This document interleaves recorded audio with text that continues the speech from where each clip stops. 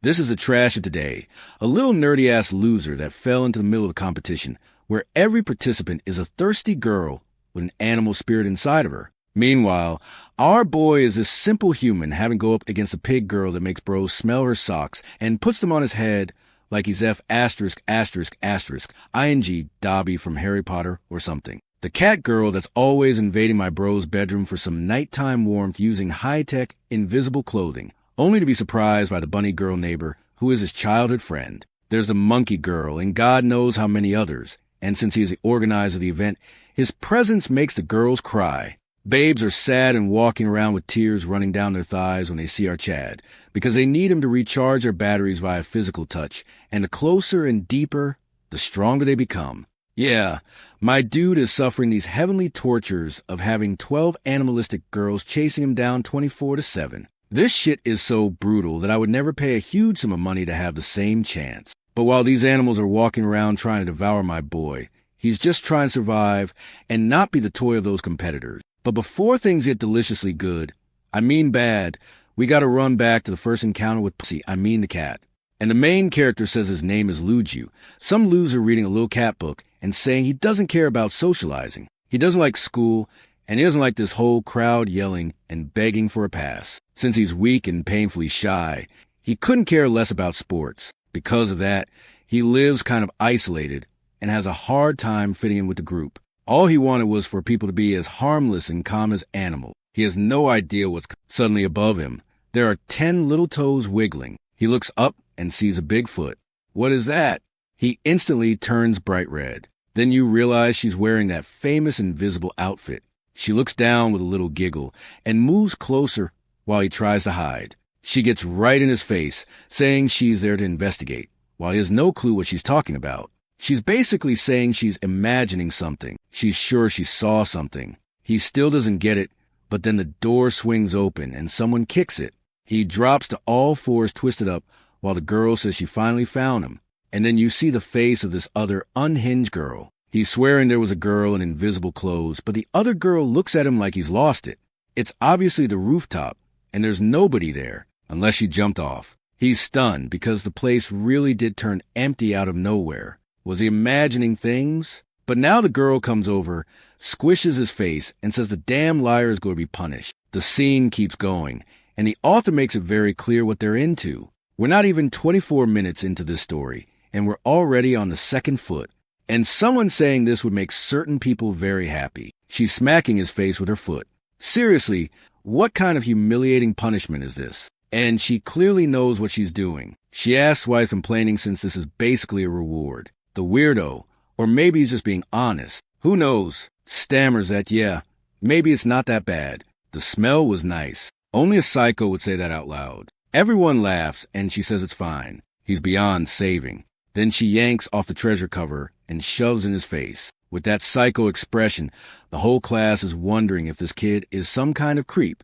The bullying starts coming at him from every direction. Then someone suddenly asks about this wife he supposedly has. He's completely confused, like his brain just short-circuited. Now a girl in class wants to know if he really has a wife, if they live together. What is this conversation? She tells him to confirm it already, or it's going to get worse for him. He's sweating bullets because he doesn't want to reveal anything. And then we see the target of all this, a girl sitting calmly in the corner of the classroom. Her name is Raven, acting like she has no idea what's going on. And the pink-haired girl wants to know how serious their relationship is and how far they've gone. Raven stands up, and the artist's pencil basically catches fire. The strategic angle gets used, and she walks over with the kind of aura that says she's ending this right now. She looks at the pink-haired girl, tells her stop messing with him, and says yes, they live together. But what does that have to do with any of them? The pink-haired girl, Heiji, tries to make a little joke, like, oh, it's just that. But Raven cuts her off again, telling her to mind her own business and leave him alone. The main character is standing there not even understanding what kind of mess just exploded out of nowhere. Heiji doesn't know what to say when Raven calls her a pathetic gossip. Raven brushes past, bumps her, and Heiji can't even respond. Raven grabs the main character and tells him they're leaving. As they walk out holding hands, Heiji just stands there shaken with nothing to say. The scene shifts to another part of the school. They hide in the supply closet, and he tries to thank her for what she did. But she immediately tells him not to get any stupid ideas. She only did it because it's embarrassing for her to see him getting treated like an idiot. He's standing there awkward as ever, getting insulted nonstop by the girls and by the narrator too. Raven asks why he's so spineless. She's known him since they were kids, and she can't stand watching him be everyone's punching bag. She just keeps going. He's realizing it too. He grew up with her, but the distance between them feels huge. She's super social and pretty, and he's just some random loser total trash. But while Raven is starting to tell him to stand up for himself, a little cat jumps into the window straight at her. The cat lands right in her face. He moves to help. Then he trips, and suddenly she's on top of him. The focus lands on her little necklace. He looks at it and remembers the past when he gave it to her. Back when she was basically a big-headed Funko Pop kid. She asks what he's thinking about, and he's stuck there saying he can't get out of this position.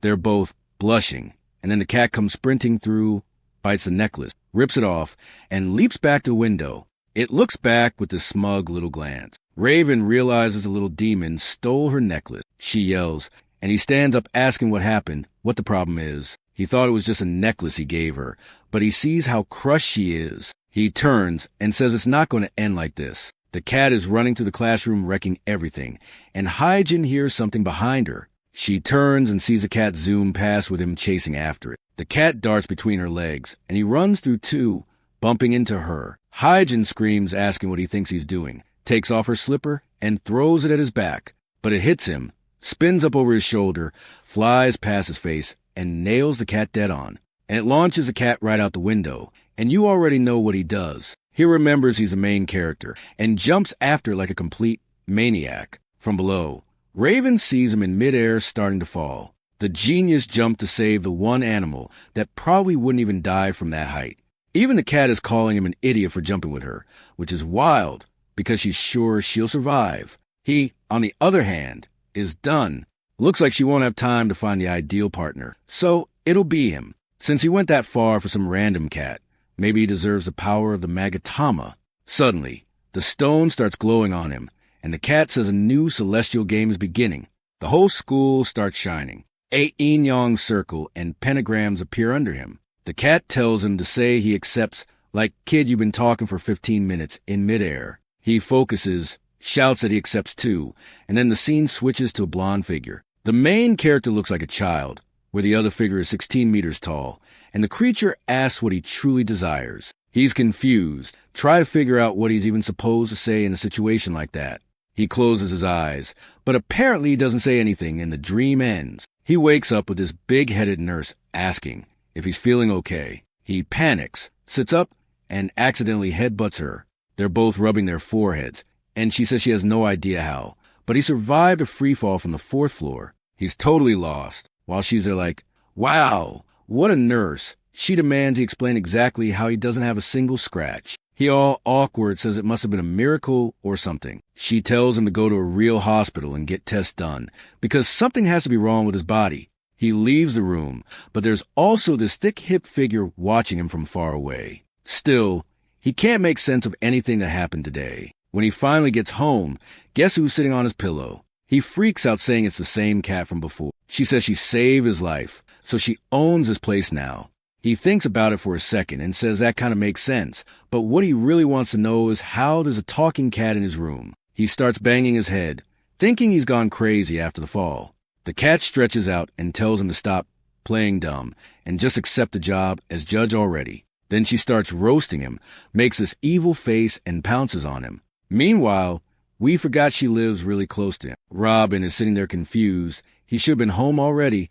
And then she hears a bunch of noise from his room and runs over to see what's happening. She flies up the stairs, gets to the door, starts knocking, no answer. So she pulls it open and walks in. And what she finds is him with the invisible outfit cat girl. Robin's jaw drops while he tries to process how huge this problem is. The cat girl lets out a random meow. Robin immediately screams so loud the whole neighborhood could hear it. He freezes while the cat girl is clearly enjoying the chaos. Robin runs out yelling to everyone that there's a woman in invisible clothes invading her friend's room. The cat looks at him and says her name is Nina, and he doesn't need to worry about anything. He's way more worried about the mess this is going to cause in Robin's head. Robin is screaming for her mom, saying it's a crime. He has no idea what to do. He's on the floor while she's pointing at him, demanding he explain everything happening in this house right now. The poor guy realizes there's not much he can do. Then Robin's mom shows up, saying her daughter is losing it. There's clearly nobody there. She completely ignores it, gives a little goodbye, and leaves. As Robin leaves too, the cat girl attacks him from behind perfectly. He feels two little stings while she's meowing in his ear. Robin comes back to ask something again, and sees it with his hand open and the cat girl on the floor. And instantly she starts thinking something is seriously off. Before he has to explain again, he grabs some pillows, shoves the cat girl into the corner, and tells her to sleep. Watching her doze off, he can't believe that thing just destroyed his social life in 5 minutes. He collapses onto the bed. All he wanted was a little peace. He still has no idea what Nina was talking about, being a judge, some Zodiac tournament, all that. And then Nina says the competition from 3,000 years ago is going to happen again. He doesn't care. He just wants to sleep. She wants to explain, but seeing how exhausted he is, she just says she's counting on him. He finally passes out. Then we see a dream, a cultivating human in this paradise-like place. The person is petting animals, and even the cat is there too. A robed figure stands up, asking who will accompany them on this journey, and starts walking away. Oh, actually, it's not a man, it's a woman, saying there isn't room for everyone at the top, only 12 seats. And the way they decided who would get those powers was through a competition. So the main guy's in his room and suddenly jolts awake, totally startled. He looks to the side and sees, thank God the cat is gone. Maybe all of that was just a dream. The good news, he's not that late for school. The bad news, at school what's waiting for him is a sock to the face, and as he puts it, a nice stinky little foot. He gets up without thinking much and starts putting on his school uniform because, the gross dude really doesn't shower. What he doesn't notice is that the little cat is clearly sitting there at the window. As soon as he finishes getting dressed, she jumps out of the house too and transforms. Like seriously, this thief broke into Raven's place and straight up stole her clothes. Back at school, the protagonist is slumped over his desk, begging to please not get kicked in the face again. But his sixth sense is going off. He remembers Heiji's little giggle and everything Raven told her. All of a sudden he flinches, stands up, and takes off running to another classroom. And Raven isn't there.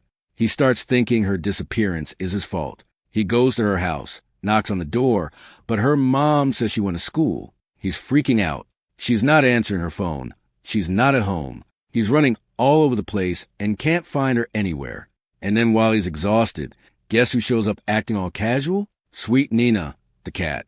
He jumps when he sees her and asks what's going on. And she explains the same thing she's already explained a bunch of times. The competition is happening, and now that she's in this world, she has to blend into society. He says she's not blending into anything with that ridiculous tail on her back. But more important than that, they need to find Raven fast. Then she tosses away her popsicle stick and goes. Well, if the girl disappeared, maybe it's already started.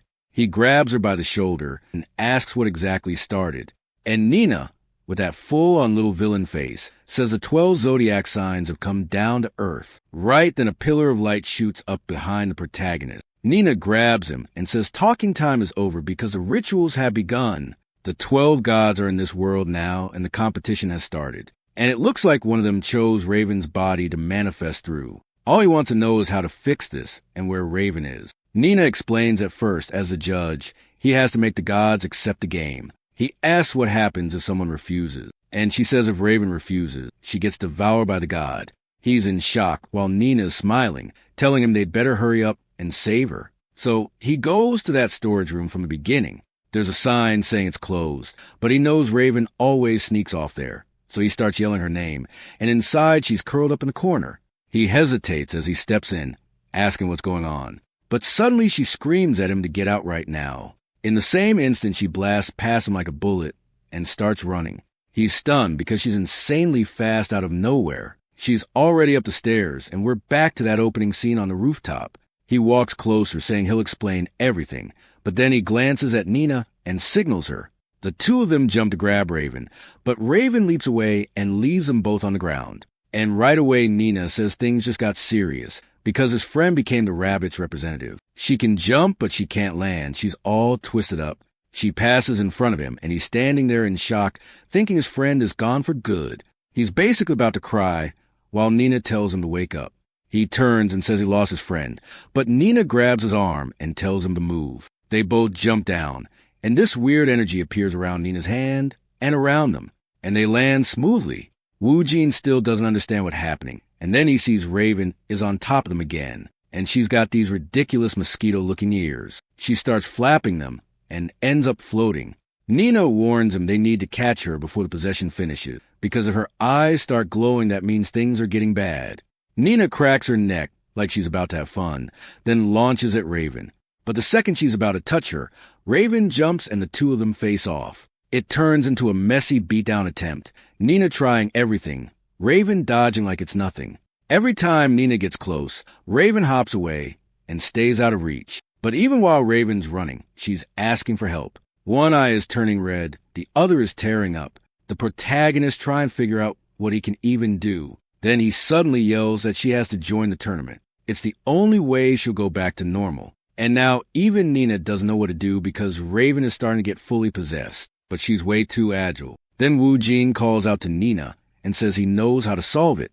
Nina's surprised by the idea he came up with while Raven keeps hopping all over the school. Nina keeps chasing, her nails glowing. She almost lands a hit, but Robin steps on what looks like Nina's arm and kicks off toward the wall. Now Robin looks like she's completely transformed. They end up on top of another building. Robin keeps running, glances to the side, and climbs even higher, but weirdly Nina looks like she's smiling. Meanwhile, the protagonist is sprinting up the stairs, and we see his plan was to corner her no matter what. The problem is he's useless physically and passes out from exhaustion until he remembers his friend crying. Then he grabs his glasses again, stands up, forces himself to keep going, and reaches a rooftop. The second he opens the door, guess who shows up at the perfect moment? His energy comes back instantly. He runs, and what is this? He moves like a volleyball player, ready to catch her as she falls. Perfect timing. He catches her, and she hits him with so much force, she sinks his foot into the concrete. How'd he not crack a rib? He hugs her tight while she's screaming, her eyes glowing. From far away, Nina yells that Robin is already losing consciousness. If she doesn't enter the tournament right now, it's over for both of them. He remembers when it was just the two of them, like little figurines. He's holding on with his hand, all torn up, and he yells that he promises he won't let anything happen to her. More flashbacks. Robin as a little kid hiding in fear and him always there wiping her tears. Back in the present, still hugging her. He shouts and confirms the rabbit's participation in the competition. And suddenly the pillar shoots up into the sky again, and it looks like she's back to normal. Robin goes limp, and a little drop falls onto her head. A rabbit drop. Obviously, he has no idea what just happened. Nina just says the others arrived too. The moment she's been waiting for 3,000 years is finally here. He asks who she's talking about, and when he looks back, there are tons of pillars rising all over the city, like a Batman signal on every corner. He knows exactly what that means, a whole bunch of people for him to save. Back at his house, Robin wakes up all dazed. He asks if she's okay, and leans in, trying to see if she's really back. But she immediately slaps him and tells the pervert to back off. She asks what he's doing there, and he says it's his house. Then Robin notices the girl in front of her. The cat is wearing her clothes. But that's not even the weirdest part, because she looks to the side and sees a rabbit head floating in the air. Nina says that's the rabbit spirit. Robin realizes it wasn't a dream, and whatever this is, it's connected to her. Nina welcomes her to the Zodiac tournament. Robin's still not really getting it, and the protagonist tells Nina to finally explain what the stupid tournament is. The floating rabbit head starts talking to, saying it looks like they found a bunch of people who don't know anything. Nina tries to speak, but the floating head bumps her and says yes, this is a fight for a seat in the heavens, a divine competition where he has to find the 12 entities using this necklace in less than 100 days. The protagonist asks why Robin was chosen. The rabbit says every god needs a human host to set foot on Earth. Basically, the humans are the ones who have to compete for their positions. That's how they take control of the body, and the little rabbit throws itself into the middle of the chaos. Right away, Robin transforms again, ears popping out. She panics and tries to rip that head off, but Nina tells her to calm down. When there are two souls in one body, they fight for space. The protagonist is trying to understand what he has to do with any of this. But before we get an answer, we cut to an airport where LA is huge. The plot is rolling in, and there's this big-headed kid. Wait, Doesn't it look like a younger Wu Jin, or am I tripping?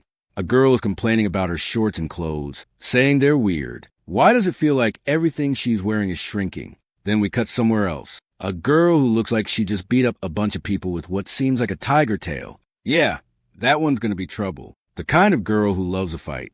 Back with the protagonist. It was basically just a teaser for the villains coming up. He asks again what he has to do with this, and why there are 11 more people going through the same nightmare. The rabbit says the exact reason doesn't matter, but one thing is certain. Now that he's a judge, all the chosen people will be people who have some connection to him. That's exactly why Robin was the first one possessed. He gets scared, because that means what happened to his friend was his fault. He starts thinking about the women he's seen the most in his life, and remembers the lunch lady. He looks wrecked, and asks Nina what happens if he doesn't find the other people. She explains that if that happens, the spirits take over the bodies and never go back to the heavens, meaning the people basically die, because the humans lose control forever, because a god isn't going to want to split rent on their own soul. She grabs his cheek and leans in, saying he can count on her. Just keep her close and she'll help. He's standing there all stiff, not really understanding. The rabbit spirit warns him not to trust her because she's in competition too, but Nina grabs it and tells it to shut up or she'll end it right now. Now Robin's suspicious and asks what the cat's role is. Nina says she has no role at all. The truth is the most important person here is Wu Jin, since he's a judge, even if it looks like he doesn't remember anything. Suddenly the rabbit spirit flies toward the protagonist, stops right in front of his chest, and taps him. At the same time, Nina steps in, grabs his shirt, and rips it open. On his chest is this insane yin-yang tribal mark. Robin peeks through her fingers, trying to understand why.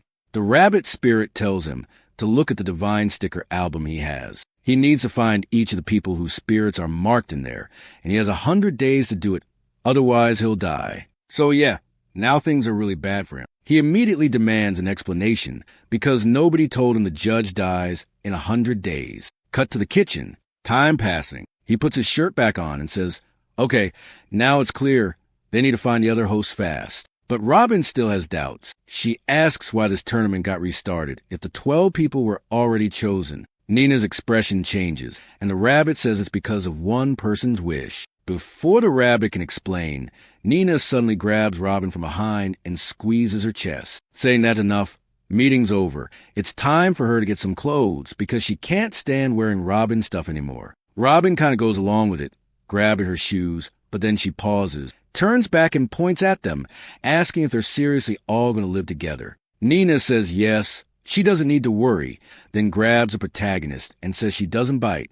Robin does not like that. She turns red, slams the door, then immediately opens it again, throws a pile of clothes at Nina, tells her to put on something decent, and storms off. The protagonist realizes that he's the one stuck in the middle of this whole mess here, and nobody really cares about what he says or doesn't say. While he's getting dressed, Nina keeps saying that he's the one responsible. She tugs on his shirt and tells him she's hungry, asking what he's going to give her to eat.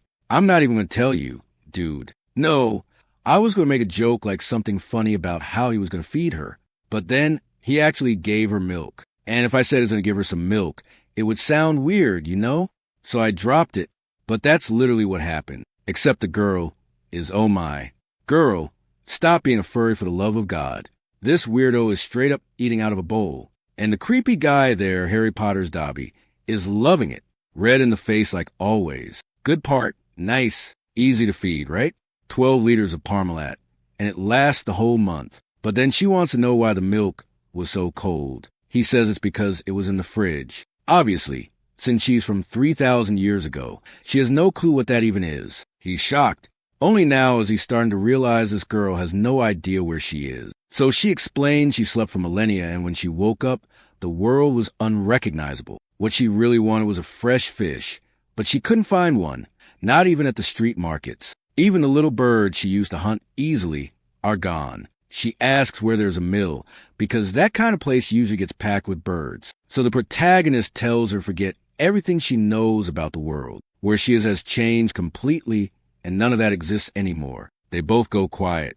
She hesitates, then says it looks like she really is lost in this world. The protagonist stops to think too, but then he wants to know how she got that ice cream, how she's buying stuff. And she says she just took it, like anyone would, grabbed it, and walked out, clearly a natural-born thief. He's about to say that's not right, but she's standing there all awkward, obviously. She genuinely doesn't even know what's right or wrong. Then out of nowhere, the guy turns bright red, starts fidgeting with his fingers, and says they should go for a walk outside. She gets super excited, grabs his hand, like they haven't already been walking around together this whole time, right?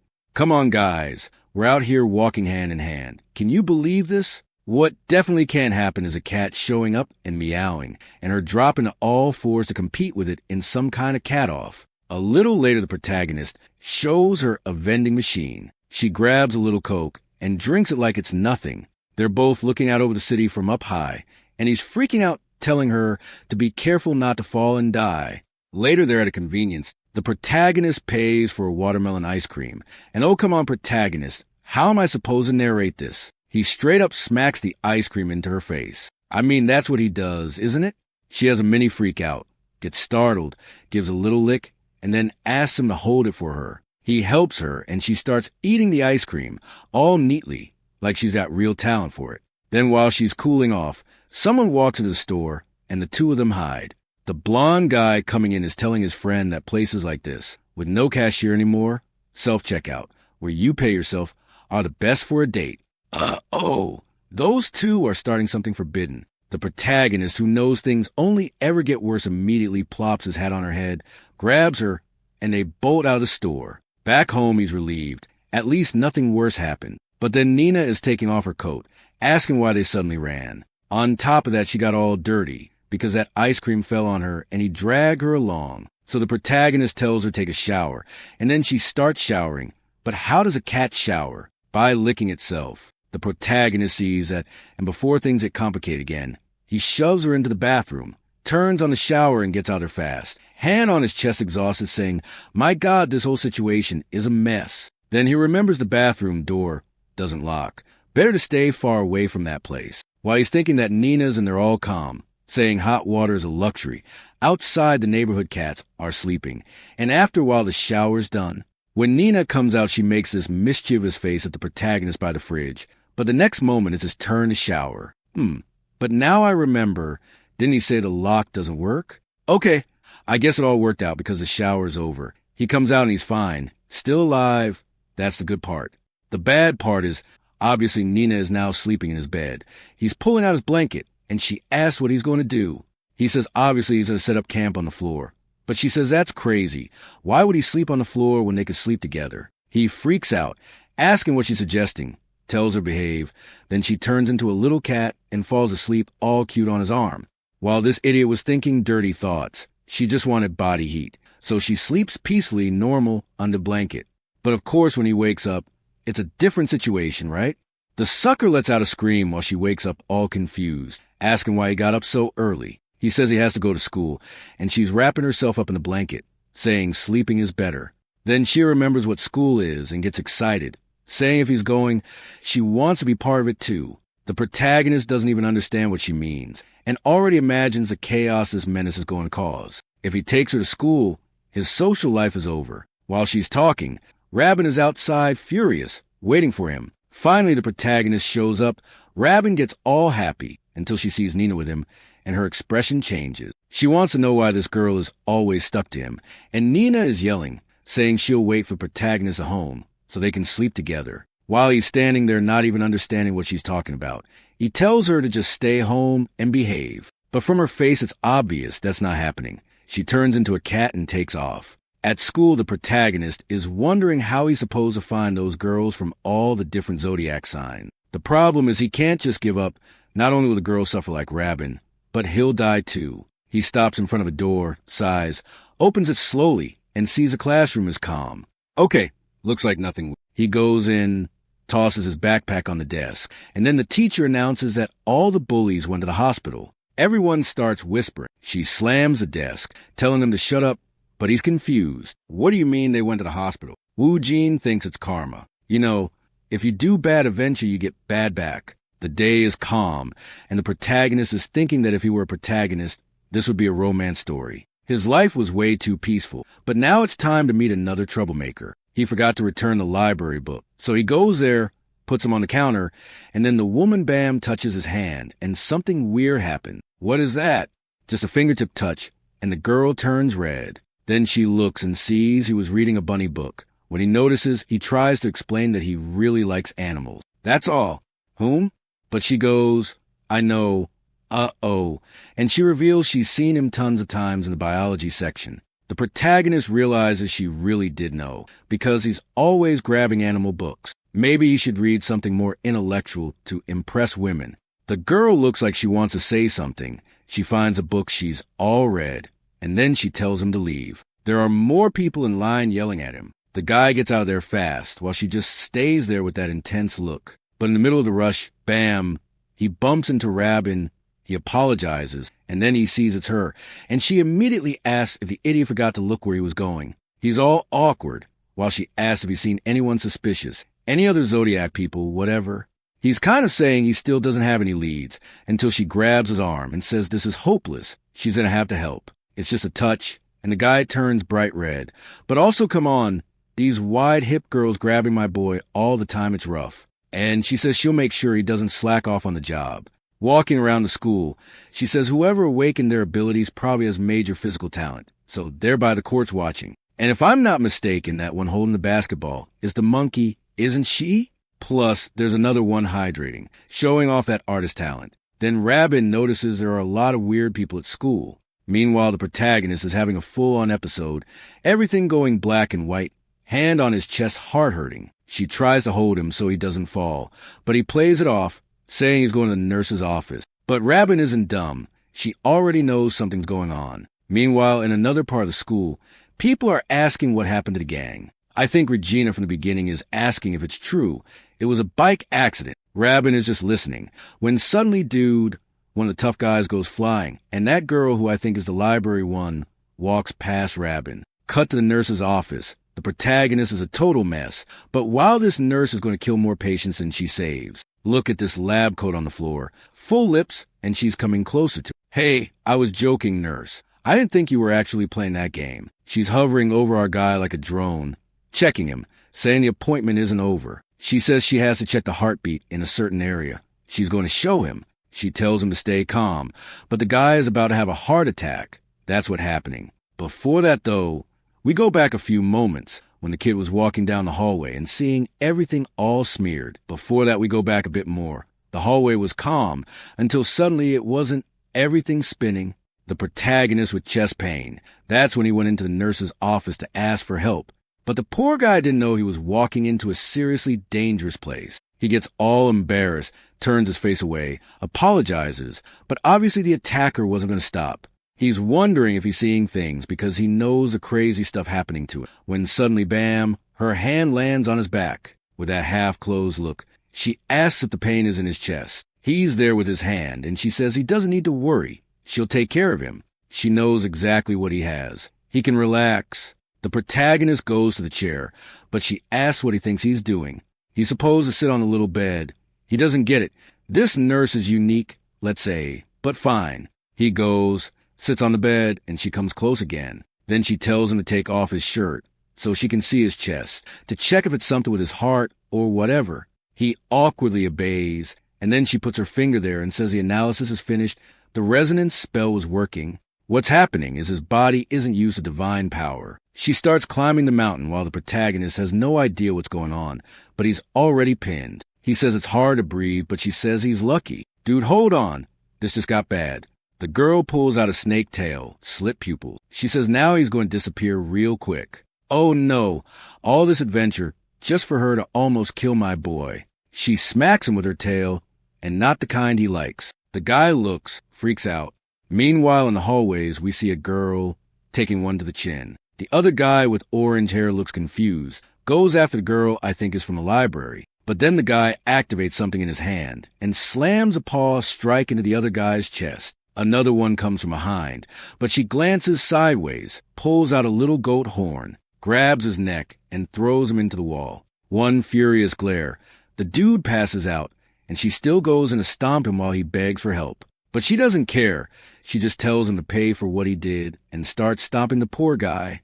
Meanwhile, Rabin is trying to call the protagonist, but he's being attacked somewhere else in the school, and his scream echoes. Rabin jumps, drops her phone. It hits the floor, and the horn girl walks up, asking who she is and what she's doing there. Back to the tail smack scene. The protagonist falls to the floor, and the snake girl is threatening him, saying their little game is only going to hurt a tiny bit. The protagonist doesn't even want to hear it. He throws the door open and sprints down the hallway yelling for help. He spots a small room with the door open, slips inside and hides, praying that this nightmare will just pass by. Yet no chance. She's still got that huge tail, and she's still dangerous. It's like she's got wall hacks. She instantly knows exactly where he's hiding, and then she smiles. Right away, he gets this weird chill. He drops to the floor at the exact moment that tail whips past him again, barely missing. The way it punches into the wall. He's sure of one thing. If that had hit his head, he'd be dead. The snake stares him down and says this is where he dies. He has no idea how he's supposed to dodge, but when the next attack comes, Robert shows up and saves him. The big-tail nurse is furious. She got interrupted, but Robert grabs the boy's arm and takes off running. She demands to know why he's shirtless and what was going on. He explains that the nurse told him to take his clothes off and sit on the bed, Robert shaking him in anger. But then she admits she saw something dangerous and messed up too. But Robert's fast, and still, the queen of that tail lands a hit on her leg and yanks her back. She flings her up, leaves her hanging upside down, and the snake celebrates, saying she's about to strike. And then what is that? She licks her and then bites. Robert's hand starts trembling. The protagonist tries to help, but the rabbit spirit is already twisting out her body, all warped. The nurse catches at midair and says he's gotten a little stronger, but he's still just a snack. She says goodbye to the rabbit competitor when someone smashes through the window, and Dam comes flying in with a kick right into her mouth and blows the tail monster back. When the protagonist looks, it's her. Nina showed up to save the day. Full parkour mode. She spins in again and lands another heavy kick. The protagonist stares, and Nina says she finally found him. He's too confused, wondering where she even got that uniform. Meanwhile, Rabbit is completely drained. She tries to get up, but she passes out for real. The protagonist starts to explain what happened, but then the teacher is getting back up, and now that he's noticing she looks kind of pregnant, Nina explains the cursed snake absorbed the rabbit's power, but she tells him not to worry, she'll handle it. She snaps her fingers and charges in, and the protagonist thinks maybe they still have a chance. He's seen videos online. Cats have way better reaction time than snakes. Yeah, before he can even finish that thought, Nina gets launched backward and slams into the ground. Now, it makes sense. The teacher looks bigger because her skirts stretch to hide that massive tail. She says nobody's leaving alive. Nina immediately tells the protagonist to carry the rabbit and get out. He throws Rabbit over his shoulder and bolts. Somehow the snake isn't following. While running, he demands Nina explain what's going on. She says it's divine power, but right then they almost get clipped by another tail strike. He tells her to make it make sense. Divine power is energy from heaven and earth, basically the life source for all creatures. In their world where they come from, that energy is infinite. But here on Earth, if they're not strong, they basically can't recharge. And if their counter hits 0, they lose all the life force they have. So the protagonist asks how they're supposed to save Rabbit. Nina says the easiest way is to steal energy from another spirit, exactly like the snake did to the rabbit. That's why Rabbit passed out. She's completely empty. There's also a slow way to recover little by little, but that takes hours. They're still running and end up back at the tool room. Everything always ends up in that place. But the wide-hip monster shows up and smashes through the entire wall. Everyone gets thrown back. Nina goes flying. The protagonist crashes and she hits the wall hard. He asks if Nina's okay. She says she's alive, just not in one piece. The giant snake moves closer, and Nina tells him to run while she distracts it. Then she adds that the snake's plan is probably to devour Wu Jin because he's the judge. As judge, he has a ton of divine energy, and the snake will become a supreme creature fast. The protagonist says if he has energy, he'll give it to them, until Nina explains that if he does that, he dies instantly. He realizes he's basically useless, while Nina steps forward alone, saying if he gets caught, the whole tournament ends right there. She goes in solo, dodges a tail, tries to slash, but the scales don't even scratch. The protagonist uses that moment to scoop Rabbit into his arms and run. He leaves Nina behind, taking a hit for them. Nina thinks she's fine, until a tail strike comes from behind, but her feline instincts kick in, and she dodges again. Then the tail twists, like it's going to catch her no matter what. And then Yeah, that scene that would be banned in like 78 countries. What is this, artist? You can't be doing that. How am I supposed to describe this? The snake coils around the girl and squeezes hard, and Nina bites her. The snake laughs, saying she's acting like the rat she hunts. She tells her to stop biting and squeezes even tighter, saying she's going to break her bones. And now it's time to feed on that energy. Another bite to the neck while the protagonist flinches, and suddenly the snake throws Nina right at him. The snake is having the time of her life, licking her lips, saying she's overflowed with divine energy. Nina in the protagonist's arms demands to know why he didn't run when she created an opening. He really is an idiot. Then he looks down and sees it. Both the rabbit girl and the cat girl are passed out. The snake is glowing with green light. The boy is wrecked, realizing nothing is working because he's weak, and an explosion of light fills the gym. When the smoke clears, the women are gone.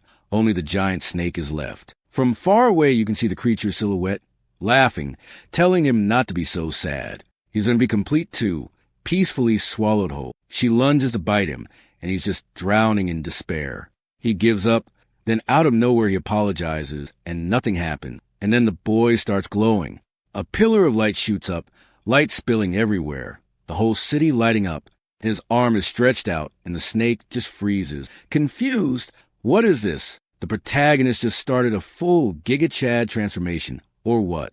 He throws up a yin-yang defense, and of course chapter ends. And we jump to the next one. Right as the snake attacks, he hesitates. Everything shines, and he forms a barrier like he's got insane swagger. The snake starts trembling, and even Nina is bugging out, trying to figure out what kind of power that is. The protagonist stands there with his arm extended, and the snake can't do anything. He tells her to go back where she came from, and suddenly another pillar of light rises, and that symbol on his chest appears over the entire school. Then the scene changes. He opens his eyes and sees a little butterfly, a moon. He's in the middle of an abandoned forest, wondering if he's dreaming. He hears footsteps behind him, turns and sees a woman who looks like an older Nina. He tries to talk to her, but she walks right through him. Completely confused, he follows. She crouches in a bush and watches a family enjoying life from far away. Here comes the drama. You thought this story was only going to be about thick thighs? It's yin-yang. Sometimes it's thighs, sometimes it's tragedy. Obviously, she was supposed to have a family. Someone notices her hiding in the brush and calls out, and she runs. The man chases her, grabs her arm, and she starts crying, asking why all of this is happening. The protagonist doesn't really get it. Maybe he's crying too because he doesn't have a family either. After all that aura formation, the protagonist wakes up crying in a bed, Raven on one side and the nurse on the other. What? He sits up fast because the other one is wearing that famous invisible outfit. He's breathing hard, and when he looks over, the cat girl is stretching the snake, twisting her up, squeezing her. Yeah, that's what's happening. He asks what happened, why the nurse who tried to kill him is now sleeping peacefully. He still remembers that 10 minutes ago, she was a giant snake. Nina explains it was a kind of possession, berserker mode. The spirit inside her body took full control, and the human fell asleep. Basically, the real nurse at that moment was just an object inside the creature. But a spirit always carries the dark desires of the person hosting it. The protagonist is confused. Wait, so being a giant snake was the nurse's desire? Nina says they'll never know. The only thing she's sure of is that the woman's soul was too weak to handle the snake's ego. Nina's furious, saying that monster almost ruined the entire event. So the protagonist asks how they solved it. Nina remembers the boy with the white hair, looking ridiculously cool. Even the snake spirit wants to know what kind of cheat that was. Sorry, warrior, that was main character privilege. Nina tells the protagonist he resolved it using a power he shouldn't even know how to use yet, but it's connected to the judge's power. While spinning the little snake around, she says that to keep the rules of the game, the judge sometimes gets certain abilities. Now the protagonist is even more confused. So he really does have something special. While the snake suffers, he says he's at least relieved everyone's safe. Nina asks what he means, safe. Doesn't he see the situation? He panics and asks what else happened. She says one of them had her power completely drained, and the other almost lost her body to divinity. Worst case, neither of them might wake up. Then the little snake apologizes, saying she arrived on Earth recently and got way too excited and ended up attacking innocent people. The protagonist still doesn't get it. And the snake explains that for gods, divine power is basically a drug like crack. Once they start consuming it, They get addicted. Woojin asks how they're supposed to fix this. Nina walks up, puts her hand on the scroll, and says, the solution is right there with them. The biggest energy bank is in that room, but he remembers they already warned him. If he gives up his energy, he dies, and he's not trying to do that. Nina explains that only happens if he gets completely devoured. What they can do is use a container, and only part of his energy will be drained because the container has a limit, so he won't die in the process. The protagonist gets excited, so he can help Raven. How does he do it? He tells her to explain right now, so he can start the transfer. But of course the method is a little more connected than anyone expected. The cat girl clings to him and says she'll explain how the transfer works, but she was messing with him. Nothing that intense. It's just holding hands and staying close. As soon as he touches Rabin, her little rabbit starts glowing again, recharging. He realizes he's going to have to stay pressed up against both of them for a while. And now he's suffering again, back on the bed. The closer, the better. So both of them are basically on top of him. He wants room to breathe, but it's over. He's getting crushed because the other one says she fought hard and wants her energy back too. Yeah, this guy's life is rough. Meanwhile, in another part of the city, Haiji's mom, the foot girl's mom, remember? The one who put the sock on his face at the beginning, is banging on her door, telling her to come out. Haiji is inside eating donuts, getting messages from people asking if she's really sick. She just keeps eating, smiling with pure spite, saying she's screwed. How is she supposed to go to school like this? She got the pig spirit and got chubby. Then the scene switches back to the school, where everything happened. A human with black and white hair is staring at all the destruction. He puts his hands together, creates an explosion in the sky. Lightning, clouds. Is he rebuilding everything? Hard to tell. It'd be depressing if he's one of the 12 zodiac spirits. I thought it was 12 women. Don't start trolling me. Artist, back with the protagonist. He's under all three of them, exhausted, because while everyone's draining his energy, he's getting weaker. But in his little pixel heart, it feels like he can see how much energy Raven still needs to recover. He also remembers the fight, and how useless he was. He really needs to prepare better. He tries to get up, but they're all stuck to him, lazily draining his energy. They're spinning around up there, getting way too close. Hey, what's going on? What is happening here? And when that lightning from the guy at school strikes, Raven wakes up and sees the other girl with her mouth right up on the boy's face. She lets out a scream and jumps up, demanding to know what's going on, while Nina wakes up all lazy and stretches out on top of him again. Rabin's about to say more, but then she notices that damn nurse was there too and asks what she's doing there.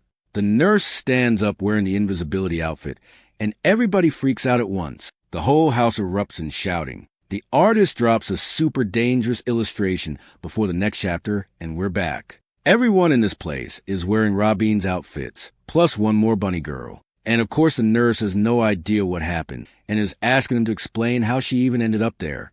They give her a recap of the snake fight, the bunny, all that stuff. The protagonist telling her to join the tournament by activating her power, and the little snake off to the side apologizing. Then the snake says she feels some kind of connection with the little snake. Way too many snakes in this story. She pets her, says she believes everything and apologizes, but Raven tells him to remember the important part. If they don't finish this tournament in 100 days, nobody's ever going to have a normal life again. They finally find out the snake's name, Hoijin. And now the nurse is kind of confused as she realizes how serious this really is. And she swears she won't leave the students to deal with this alone. They get excited because instead of scolding them or not believing them, she says she's going to support them. But then she steps closer and opens the protagonist's shirt to look at the glowing thing in the middle of his chest. And on the marking, you can already see it now, says Snake and Rabbit. She's curious, running her fingers over it, saying that's where the details are going to show up. She apologizes for being nosy, and the tomato head red, as always, says it's fine. Suddenly she panics, saying she's late for school, but he reminds her it's Saturday, and she flops onto the bed relieved. Now she's thinking, wondering if everyone at school is really possessed. Nina stretches and says it'd be better if the enemies just showed up on their own. That's when Robin says she remembers something from yesterday. The protagonist asks what, and she says she doesn't know all the details, but there was a girl with little horns choking some guy. Looks like she's the one who's been taking out the delinquent. Nina says that once again, it's going to be someone with a nasty temper. And the fact she's been wiping out those delinquents makes it pretty clear the host has some dark urges. She steps toward Robin and asks if she saw the person's face, and Robin pushes her back, telling her not to get so close. Robin only says it looked like the person had square glasses. Then the scene switches to a rainy place, and there she is, square glasses, a mask, and who knows what she's doing. She was putting cardboard on the ground when suddenly the chubby girl walked in. Oh, it's the girl who's been eating everything, right? Trying to survive now that she's starving while some kid is wiping down shelves. And she's furious because ever since she got chubby like this, the more she eats, the hungrier she gets. Everything looks irresistible. She throws a pile of food down to pay, and the cashier is just staring. The chubby girl snaps at her to stop looking at her and hurry up and ring everything up because she's taking it to eat. She's already paid like $200,000, swipes her card, yanks the bag, knocks stuff over on the way out. Umbrellas end up on the floor and she leaves. Square Glasses is just watching, then slams the table in anger. She stares straight at us like, "Found you." Back with the protagonist, he's thinking Square Glasses, trying to remember someone who looks like Diabolus and wears something like that. The two girls are almost arguing, and the tall nurse steps between them and tells them to calm down. Then Rabin says she hasn't showered since yesterday. Yeah, she's gross. She grabs her phone, which is vibrating, and sees she missed 43 calls from her mom. She instantly knows she's about to get the legendary scolding. Meanwhile, Nina is just watching. Her mom asks where she is and what she's doing. Rabin lies and says she's at the protagonist's house. Nothing serious. And her mom just tells her not to do so much so early. Rabin yells so everyone can hear that it's not like that. But a little later, the teacher and the whole group are leaving. Our boy waves goodbye to his harem after an intense night with 4 girls in his room. As always, Nina keeps bothering him, shaking him, saying she's hungry. She wants this, she wants that. Rabin watches it all and bam, she shuts the door. Out in the hallway, she's confused, wondering if she's jealous. And then she remembers waking up and seeing those mouths way too close. She's so mad, she can't even explain it. Like, is she basically in love? She doesn't finish the thought. And that cat inside knows exactly what Rabin is feeling. She's doing it on purpose. This Zodiac girl is competing in everything. Before the protagonist can even notice, Nina grabs him again and tells him to make something for them to eat. Bad news, the pantry is empty. He has to go to the corner store. He asks if she wants to come, but she's on the couch acting dramatic, saying she's tired. She hates rain, so she'd rather stay there. The protagonist scratches his head and says fine, she should stay home and behave. He's going to the store in this downpour, so off to the store in the flood. The city is soaked, and he can feel the rain is way heavier than he expected. Then, no joke, there's this huge creature coming toward him.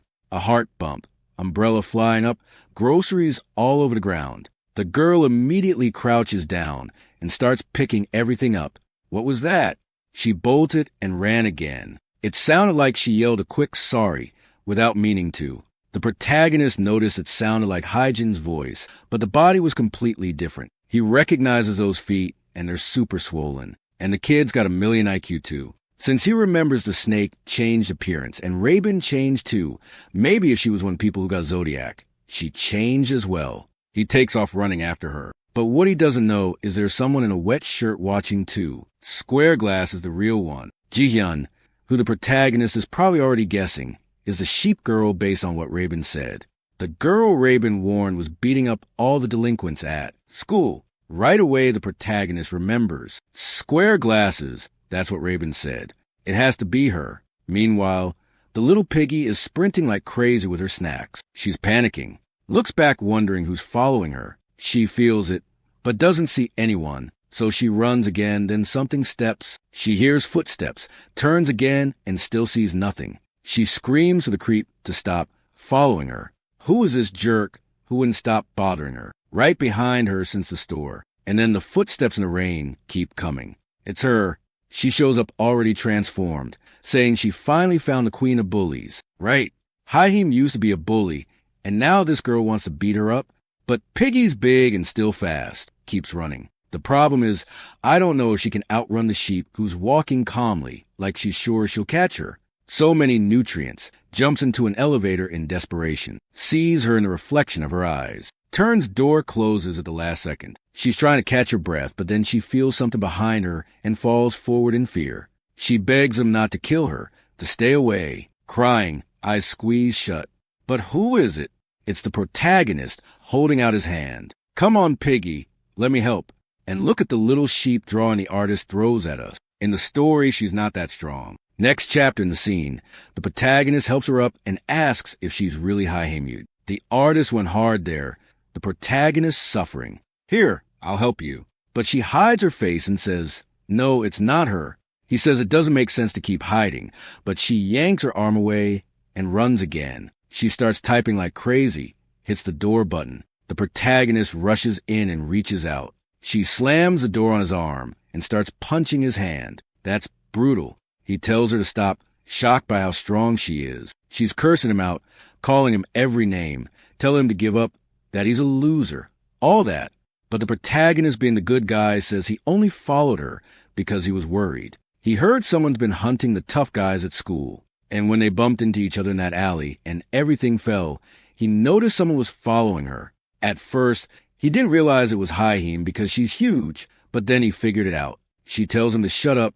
She's not huge. While he's being dramatic about how much his arm hurts, he tells her to stop. Then he pulls the handle himself. She loses her strength and falls on top of him, nearly kills him. But when they hit the floor, she's completely exposed, apologizes with the ears out.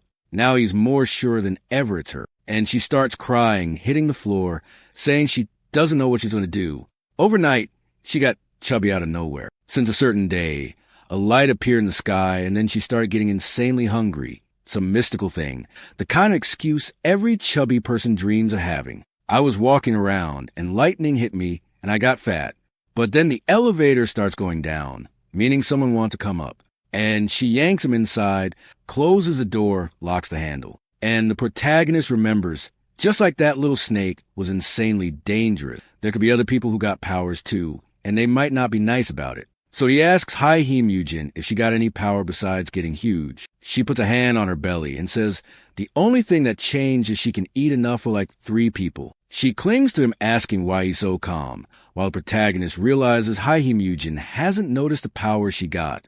The plan basically would be to get her into the tournament fast, so she can awaken like Rabin did. Then finally, she'd be able to use those powers. But at the same time, he's thinking about Jihin and how much she changed. She used to be a calm girl, and now she's all dark. He needs to find out if that's really Jihin, or if she's being possessed by her spirit. And right then the doorbell rings. Haihimyu goes to look, and only sees the other girl there with a killer face telling her to open the door. Piggy stumbles back in shock, and the sheep slams the door from the other side. The protagonist realizes at this time Rabin is at home, and Nina also doesn't want to go out in the rain, so no help is coming. Haihimyu runs off screaming for help. The protagonist says he has a solution, but she slams the bedroom door in his face. He bangs on it, telling her open up, while she's in shock, saying she's calling the police instead. He'd better disappear. She's desperate in the corner of the room, crying, saying she can't take it anymore. She doesn't know what to do. Then we see a flashback of her going to talk to the bullies, but now she's screwed. Before she was the Foot Queen, now she's a big piggy. People didn't even believe it was her. Now that she was fat, they told her straight up she was done. She was only useful for being pretty in the group. Nothing else. The only value she had got thrown in the trash. She clenches her fists in rage and makes a little mini earthquake. Poor girl cried all the way home that day, and now back at home she's crying again. But the protagonist tells her she needs to listen to what he has to say. He promises he has a solution to this nightmare. The room goes quiet for a second, and it sounds like she's about to open a handle, but then she asks the obvious. Why is he trying to help someone who treated him like garbage? What's that about? She put her foot in his face. He liked it. Sock on his head. Weirdly, he loved it. And now she's feeling awful for all the cruel stuff she did to him. Thinking about what she's done, she suddenly takes off her hoodie and opens the door, asking if he still consider her a friend. The protagonist doesn't really answer. While she says all the friends she had either didn't recognize her, or the ones who did just abandon her. Yeah, while you two are in this romantic drama, someone is destroying the whole door. And then this pink energy starts to appear, and she's confused trying to figure out what it is. Out of nowhere, the main guy says it's hard to find someone that pretty with pink hair. Oh, so you're here to flirt, huh? You think your bed can handle all that?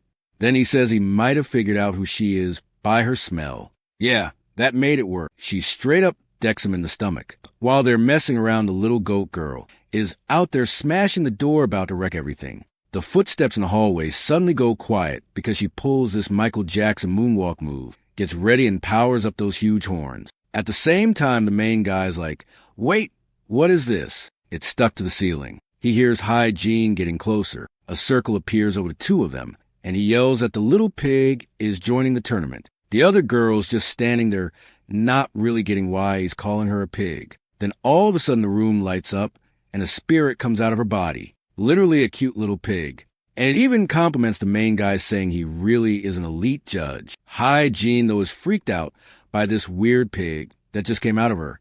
Then when it goes back into her body, there's another flash. The main guy gets blinded for a second, and at that exact moment, Jihan breaks the door down and storms into the house. She gets blinded too, but immediately throws a punch anyway, except it calms down because Jean blocks it, and with one heavy-handed hit, she slams her into the wall. The main guy is shocked by how strong the pig is, and the story explains that pigs are insanely strong. Most of them only have about 13% body fat, and the rest is basically pure muscle. So if Jin's weight jumped to around 100 kilos, right then she'd have ridiculous strength. And she follows up with another kick, blasting the sheep girl into the wall again. Seriously, sheep girl, what did you do to deserve getting wrecked like this? She tries to get up, but now it's bad. Jean was already loud and aggressive, and now she's got strength too. So she's about to beat her even harder. Then she's suddenly all slim again, back to toe queen mode, and throws a punch into the wall. But the sheep girl isn't weak either. She manages to vanish and reappear to the side. Meanwhile, the main guy is kind of enjoying the fight. A girl fight is wild until both of them look at him like, is someone seriously enjoying this a little too much? Even so, the exchange still manages to throw Jean back, while Jin the sheep just stands there. When she notices the main guy, she starts acting weird. She jumps, does this backward spinning flip, lands on the railing, and stares him down. He doesn't get it and tells her to calm down, but she just jumps down from upstairs and runs away. He watches all those acrobatics, wondering why the second she saw him, she suddenly bolted. But then now that he saved another waifu, it's reward time, aka more crying on his clothes. He grabs Jean, pins her against the wall, looks her over and goes, "Wait, what is this?" Oh my God! Since she was wearing those huge clothes, now everything's hanging off and slipping down. Jean immediately thinks he's being a creep, trying to sneak a look. Same old argument. Then they notice the house is totally wrecked, and outside it's still raining. Meanwhile, Nina is sprawled out on the couch. She hears someone coming to the door and assumes it's the main guy bringing food, but it's a different kind of delivery. He brought another girl home. You'd think Nina would be sad, but she's excited, saying he finally found the pig. Now Jean is furious, wanting to know why there's another woman in his house waiting for him. And now the bimbo finally realizes he really does have another woman there. So now the two of them are demanding to know what the other one is doing in his house. Jean even says the rumors about Rabin living with him were all true. Nina doesn't care about any of that.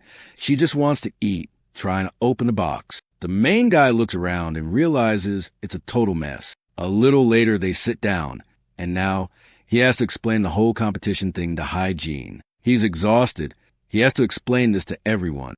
Jean isn't even that interested in the details. What she wants is to know why they're dragging her into this at all. Right then, the pig spirit pops out to lecture her, and when it comes out telling her to calm down, she instantly gets chubby again and immediately starts hitting it, ordering it to get back in her body. Once it goes back, she turns into this thick, heavy version of herself again, and she starts worrying what happens if that pig pops out of her at random. Later, Rabin asks if all the hosts are really going to be from their school. The main guy brings up Ji-Kwan, the library girl, saying he's sure she's a sheep, but she's totally different now. Before she was calm and smiled gently. Then again, he didn't see those little side smirks she used to do. Rabin says she doesn't know if that's true. Maybe this is her real personality. Then Nina stands up and says that girl might be their biggest problem. Someone they can't tell whether she's being controlled by the spirit or she's genuinely cruel. Then Nina thinks for a second, smirks, and tells the thick pig girl that she's got a plan to deal with it. She says she's noticed the sheep's targets were always people who mess with Woojin.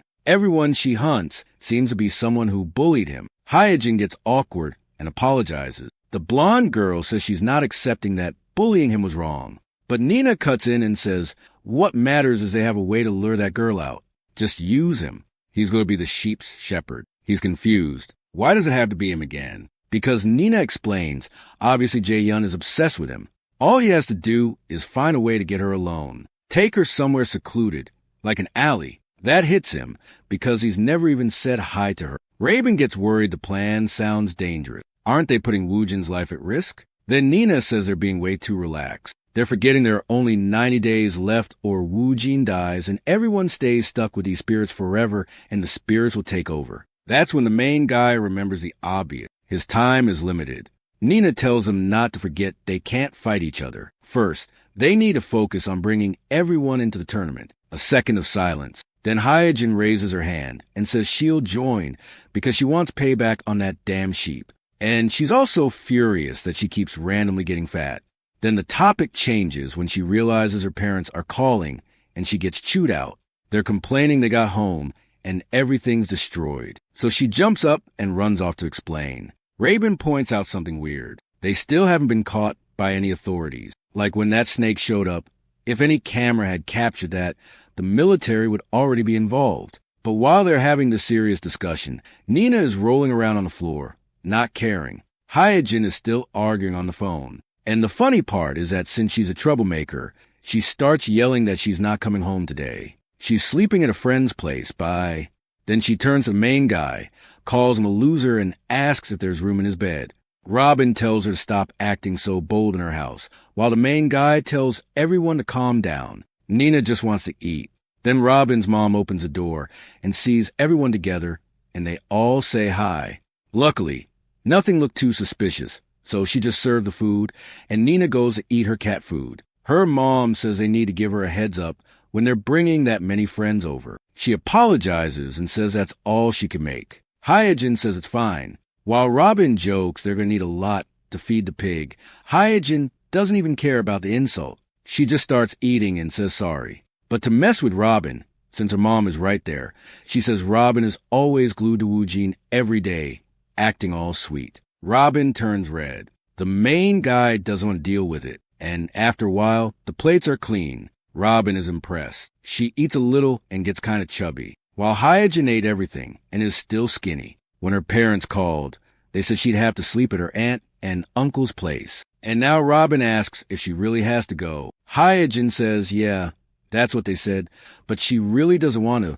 The idea of being compared to her cousins all day is awful. Robin tells her to call a friend somewhere she can stay. But Hyojin says she doesn't have any friend like that, like her and Woojin, who can share a room every day. Someone off to the side says she can stay the night there. Hyojin says she doesn't want to sleep in Woojin's room until Robin says she can sleep in her room. Like 1 minute she's asking to share his bed, the next she doesn't want to.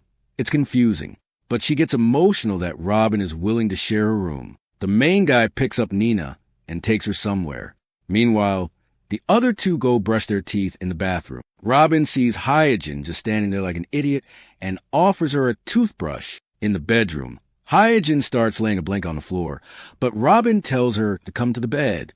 Hyojin gets shy about it, but night falls and there she is. Suddenly Hyojin sits up and blurts out that damn loser sleeps with that cat girl every night. Robin says, yes, so what?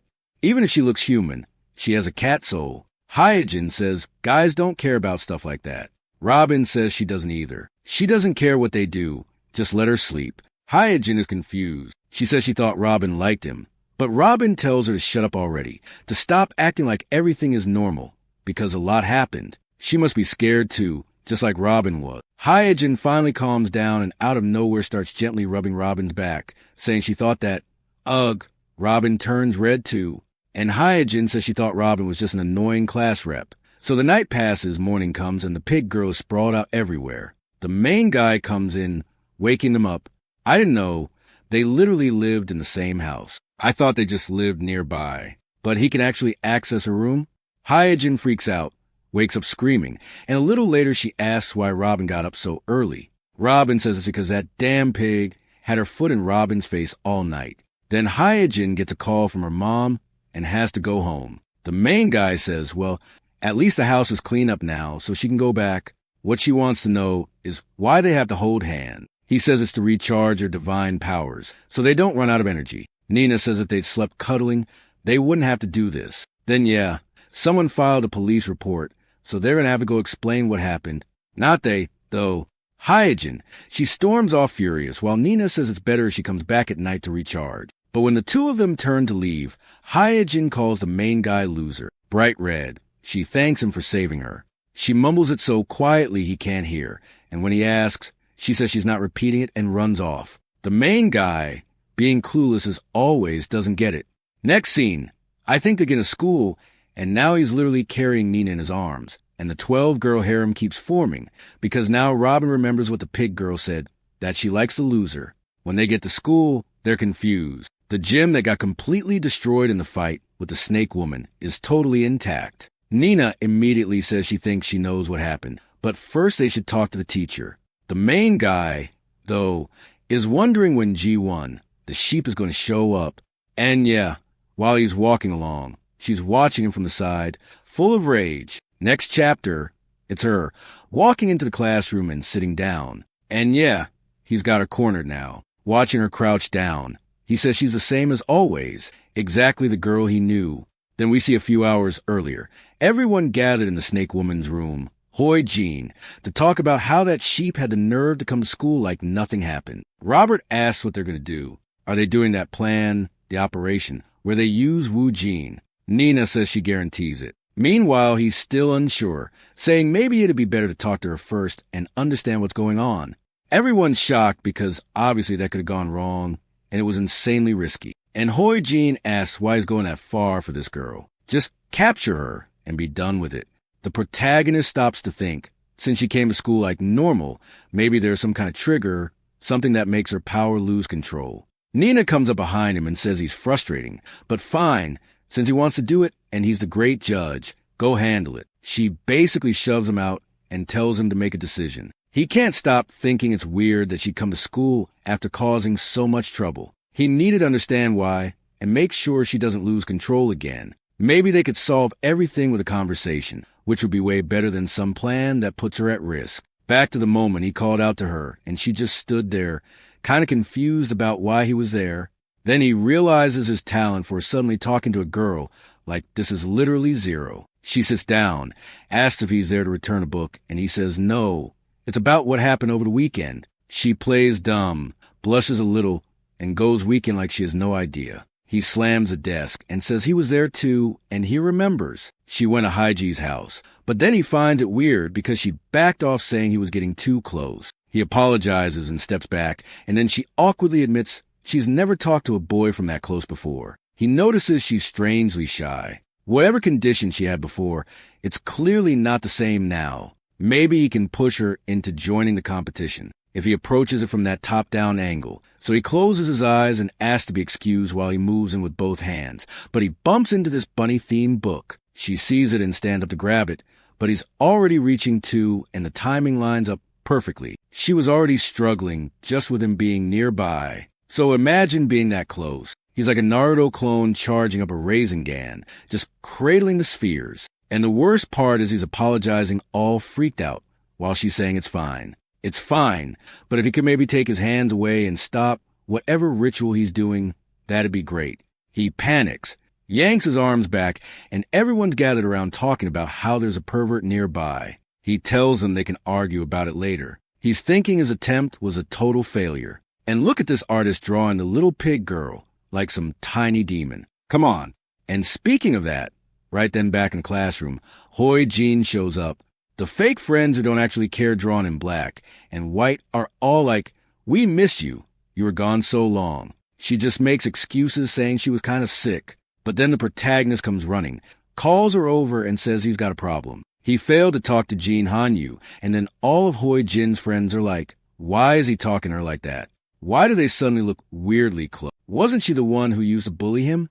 He tries to explain, but suddenly she grabs his head, calls him Jean Hang, slams him into the wall. He asks what her problem is, and she tells him to hurry up and say what he came to say. I thought she was about to bully him, but he explains that he tried talking to Jin Hanyu and it didn't work. She grabs his arm and tells him to be proud of himself. At least he tried. This is a good start.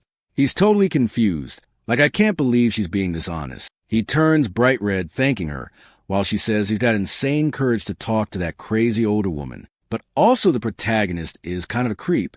She's stuck to him like ice, and he's staring from the high ground angle. He's abusing the high ground 100%. The class thinks it's weird they're so friendly, but Hoi Jin doesn't care. She says now that he's talked to her, things have started. He can try again later, and it'll be even easier, assuming he didn't do anything stupid.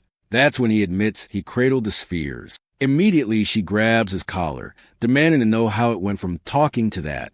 He says he'll explain, but first he wants to know where Bin is. White Hips turns around and says it looks like she went to some student council meeting or something. The scene cuts to the infirmary where Nina is freaked out, asking if he seriously tried that on the sheep. He explains that since she was acting normal, he thought if he could get the sheep to join the game, everything will work out. Nina goes, that doesn't sound that bad. So why did it fail? He says maybe because he got too close too fast. He doesn't get it. Hoi Jin just thinks it's exactly the loser talk she expected. But where's Bin? Woo Jin, the little nurse, apologizes, but says she has to step out to the teacher's office too. Then the protagonist gets a message. It's Ji Hyun saying she needs to talk to him about what happened earlier. Can they meet behind the school? He tells everyone the Shepherd Boy operation isn't dead yet. Meanwhile, in the council room, the meeting is ending. Everyone's leaving and Bin's thinking this stupid meeting took way longer than she expected. She checks her phone and sees the protagonist's message saying the sheep asked to meet him behind the school. She's impressed the loser actually pulled it off. She'd better go see what happened. But right then someone calls her. She turns around and no way. It's Jida herself asking if she's a girl known as Bake Bin. Bin, confused, says yes, wondering why the girl who's supposed to be behind the school with the protagonist is here with her. And here comes the madness. Jida puts on that yonder face, steps closer, and invites her to have a little talk in the library. Next chapter. It's the same request, but with that wicked expression, and Bin looking lost. At the same time, she's saying, yeah, sure. She's typing something out like, I don't even know if she's sending a voice message or typing behind someone's back. That's skill. Meanwhile, Nina and Hyjin are sitting on the benches waiting, wondering where the sheep is and why she hasn't shown up. And worst of all, why is Nina so calm? Hyjin grabs the protagonist and demands he answer. Did that woman lie to him? What's going on? He checks his phone and sees a messed up message from Bin. Something about being on the way to the bookstore with the sheep. They're trying to figure out, but Hyjin instantly gets it and translates it. She yanks the protagonist and starts running, saying their plan was obviously exposed. Ji-yoon knows something. They ask how, and Hyjin says that's why the text was all garbled. Bin had to send it in a hurry. They get to the school and Hyjin kicks the door in, sending stuff flying. The protagonist asks if Bin's okay. But what the hell? The sheep is literally giving Bin a kiss. That's not what he expected. He asks what they're doing and when they became that kind of duo. But the kiss is way too intense. Bin's eyes roll back and she collapses to the floor. The sheep smiles at Nina and immediately orders the pig to go after them too, then takes off running. Nina doesn't get why. Then she explains, the sheep stole Bin's divine power. Yeah, but once it's stolen, it's stolen. Nina goes in to punch her, but the girls start spinning up some kind of power. Tons of Baphomet horn. Damn, it got serious fast. And she's always wearing that see-through shirt showing her bra.